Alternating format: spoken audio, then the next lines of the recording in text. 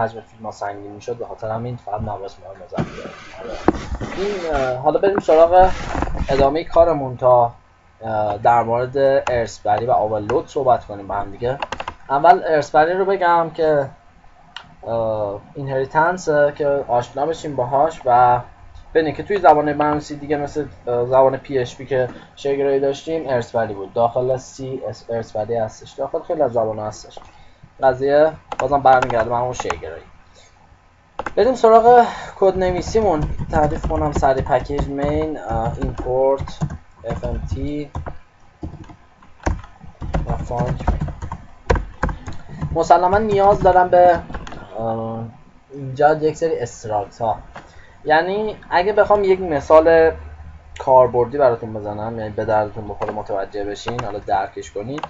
بزنید مثلا مثال، حالا قبلا چون تو استراکت با دانش آموز و استاد روش بحث کردیم، اینجا هم میتونیم همین کار بکنیم. یعنی یک تیچر داریم، یه تیچر که تیچر من مثلا یه نام داره، یه فامیلی داره و یک تل داره، و استودنت من چه معادی داره، یه نام داره، یه فامیلی داره و میتونه اینا هر کدوم از اینا ارتباطش بدیم به یک جدول وسطی که مثلا باشه اینفورمیشن، اطلاعات. میگم یه دونه گروپ داره، یعنی مثلا گروهمون مثلا کامپیوتر الکترونیک و یک کلاس داره به این شکل. حالا میخوام ببینید که چطوری میام اینا رو ارتباط میدم به هم دیگه، چطوری از توی این مابین اینا میخونم، از توی اینو میخونم و حالا میبینیم که به این شکل میشه گفت ارثبری رو انجام میدم. کاری که بعد انجام بدیم الان مشخصه 3 تا استراکت میخوام دیگه، درسته؟ پس اینجا 3 تا استراکت تعریف میکنم. یعنی میگم تایپ اولی تیچر بود، تیچر از نوع استراکت، حرف اول چون بزرگ بنویسم استراکت ها اگه مرتب باشه اینجوری عمل میکنم. تیچر استراکت، بعد از اون میام میگم که یکی نیم داشت از نوع استرینگ بود، یه فامیلی داشت از نوع استرینگ بود، یه دونم تل داشت، اینم از نوع استرینگ میگیرم. تایپ بعدی رو میگم باشه استودنت، یعنی دانش آموز یا دانشجو، استراکت باشه و اینجا یه نیم داره از نوع استرینگ و یه فامیلی داره از نوع استرینگ. اینا حتما نباید مثل هم دیگه باشن، نیم فامیلی اصلا ربطی ندارن با هم دیگه. تایپ بعدیمونم بذار اینو این بالا بنویسم، تایپ اصلیمون میشه تایپ اینفو میذارم از نوع استراکت دیگه، اینفورمیشن نویسم. بعد یک گروپ میدم بهش، گروپ که از نوع استرینگ و یک کلاس هم از نوع استرینگ. مرتب کنم کدامو. حالا میگم که قبلا ببینین اگه میخواستم مثلا من این اینفو رو داخل این تیچر به کار ببرم، داخل استودنت ازش استفاده کنم، بعد چیکار کنی؟ میگم که همین اینفو رو میام اینجا قرار میدم، کلمه‌شو که بنویسین اینجا، یعنی کل این مقادیر و پارامترهای داخل این استراکت به این شکل اینجا قرار گرفته. یعنی شما به جایی که بیاین اینو اینجوری قرار بدین واسه هر کدوم، واسه اینم بذارین، به جاش میاین یک کلمه اینفو رو قرار میدین، هر چی تغییرات اعمال کنین اینجا هم تغییرات اعمال میشه. پس به این شکل هم استراکت رو داخل یک استراکت قرار میدیم که این قبلا توضیح داده شده بود. خب حالا اینجا میام میگم که مثلا اگه من بخوام اطلاعات این اینفوی این داخل رو چاپ کنم، بزنیم به عنوان یک یادآوری بگم، شاید یادتون نباشه. میگم تی دو نقطه مساویس با اول نمونه سازی کلاس هم انجام بدم تیچر. میگم که ببین مگه این مقدار اول اینفو نیست، یعنی اینا نیستن، پس بعد اول اینا رو وارد کنیم دیگه. یعنی میگم که اینفو به این شکل، ببینید داخلش استراکت داخل استراکت. میگم اینفو اولیش چیه؟ گروپه، یعنی من میذارم کامپیوتر. کلاس هم چیه؟ میگم کلاس A مثلا. بعد حالا تیچر هم حالا ادامه مقادیر نیم داره، میگم عرفان. فامیل داره که اکبری منه، مثلا تلفن بیش. حالا میگم که میخوام چاپ کنم fmt.println کن یا printf کن، بگو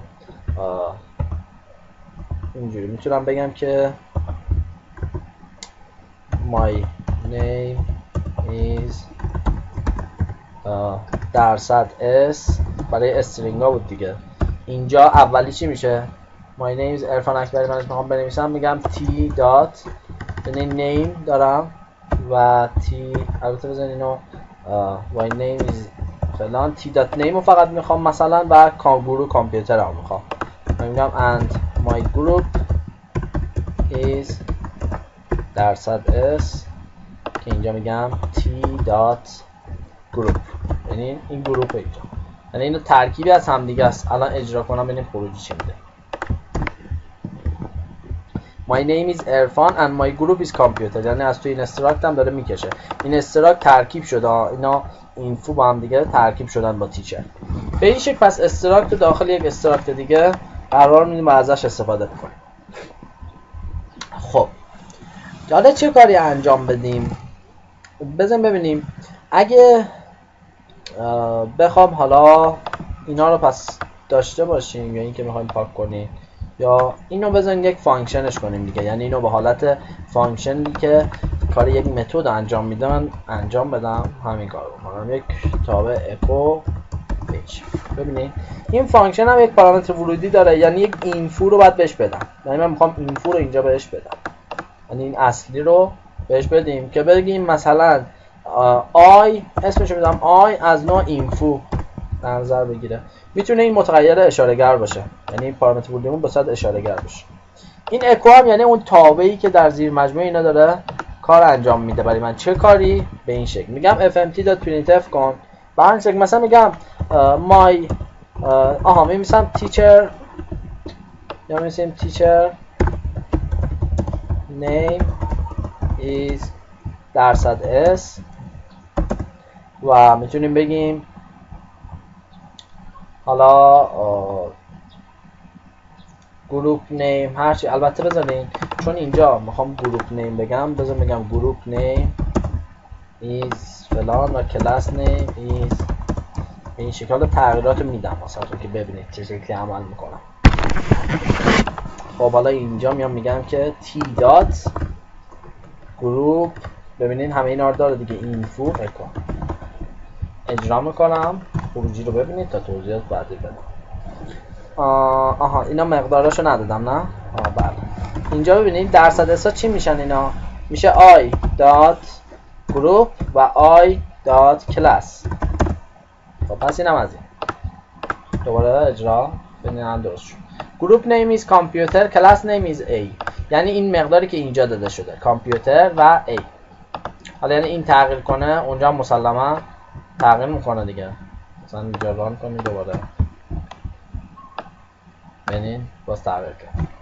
خب این به این شکل عمل کرده، یعنی یک دونه حالت متد مانند نوشتم و دارم ازش استفاده میکنم. حالا اگه داشته باشیم مثلا یکی دیگه هم داشتیم دیگه، s دو نقطه مساوی با student استراکتش که اینفو داخلیشه، یعنی میگم رشته کامپیوتر کلاس مثلا این یکی دیه و چه چیزایی داشت استودنت، یه نیم داشت که میشه مثلا علی علوی فرق نمیکنه هرچی بهش و همین دیگه. حالا اینجا میام میگم که s dot echo، ببینیم چه اتفاق میفته. اومد اینو group name is computer class name is d. یه کاری انجام بدم اینجا، یه بک اسلش n اگه بخوره اوکی میشه، اینجوری باز بیفته خط بعدی قشنگ‌تر. ببینید group name is computer یعنی این مال student همه دیگه، class name is d درسته؟ نه student من کلاس d داره. این از پس کار با متد به این شکل دارم الان ارث میبرم، اینا ارث برداری رو دارم انجام میدم و میتونم الان یک سری تغییرات بدم. آقا طرف میگه میخوام این کامل بشه، یعنی به صورت خودکار بیاد بگه حتی این که داری میگیری این اطلاعات کلاس و نیم و اینا رو داری یه فانکشن باشه که حداقل نام مثلا استادو بگیره و این نباید بشه. خب اینا راستی اینا میتونین رو اشاره گر بذارین، ببینید الان تغییر نمیکنه، یعنی اینو از نوع اشاره گر هم میتونین بذارین. یه فانکشن دیگه می نویسم مثل همین، اما اینجا میگم مثلا چی دارم، یه تی دارم دیگه، میگم از نوع تیچر در نظر بگیرش و اکو باشه همون تابع. اینجا میگیم fmt.print اف کن بگو. ببینید اینجا الان وقتی بگم تی دات ببینید چه مقادیری رو میاره برای من. تی دات تی کوچیکه تی دات گروپ کلاس نیم فامیلی تل. ببینید چیا رو آورد. علاوه بر این که داره نیم و فامیلی و تل که توی خود تیچر هست میاره، چون اینفو هم هست گروپ و کلاس رو میاره دیگه. یعنی اما اول اومدیم این کار رو انجام دادیم با هم دیگه. همین رو میخوام انجام بدم. الان میگم که teacher name is %s و میشه گفت فامیلی همینجور کوتاه می نویسم دیگه، فامیلی %s و تلم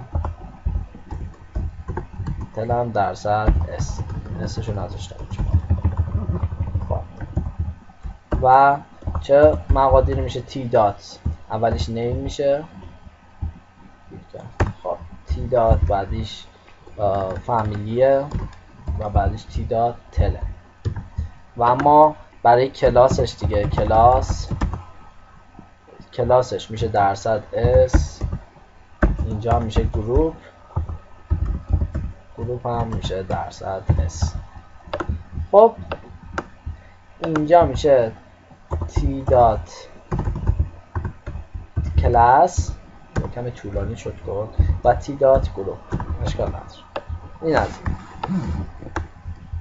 یعنی الان بعد ببینیم چه اتفاقی میخواد بیفته، چه کاری انجام میشه، اجرا میکنم، خروجی رو ببینید. اون یه دونه بک اسلشن هم این میخواد. Teacher name is Irfan. Family اکبری منش.